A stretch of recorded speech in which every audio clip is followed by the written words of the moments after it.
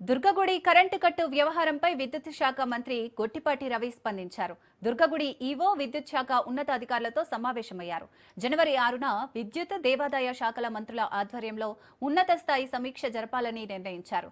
దుర్గగుడిలో 15 నిమిషాలు కరెంటు నిలిచిపోవడంపై అధికారులతో సమావేశం నిర్వహించామన్నారు. ఆ రోజే వెంటనే అధికారులతో మాట్లాడానన్నారు. కరెంటు నిలిచిపోవడంపై అధికారులను మందలించానన్నారు. అధికారుల మధ్య సమన్వయ లోపం వల్ల దుర్గగుడిపై కరెంటు నిలిచిందన్నారు. తక్షణం నివేదిక ఇవ్వాలని అధికారులను ఆదేశించానన్నారు. తప్పు చేసిన వారిపై చర్యలు తప్పవన్నారు. ఒక 15 నిమిషాల నుంచి 20 నిమిషాలు కరెంటు నిలిపిన మాట వస్తాయి.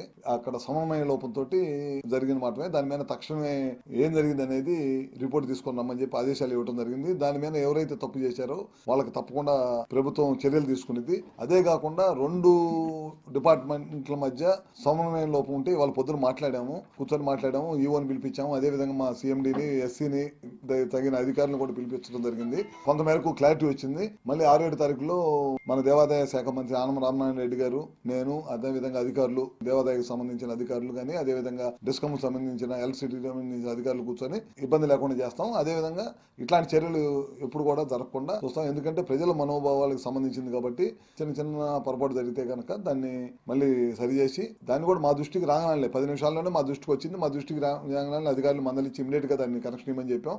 ఏదైనా చిన్న చిన్న సమన్వయ లోపం ఉన్నా సరే దాన్ని ఇమీడియట్ గా తక్షణమే దాన్ని సరిచేసి ఇమీడియట్ గా ప్రాబ్లమ్స్ ఏమైనా ఉంటే సాల్వ్ చేస్తాం. తప్పకుండా దానికి చిన్న సమన్వయ లోపం వల్ల జరిగిన దాన్ని ఇమీడియట్ గా తప్పు చేసాం. దాని మీద ఎవరైతే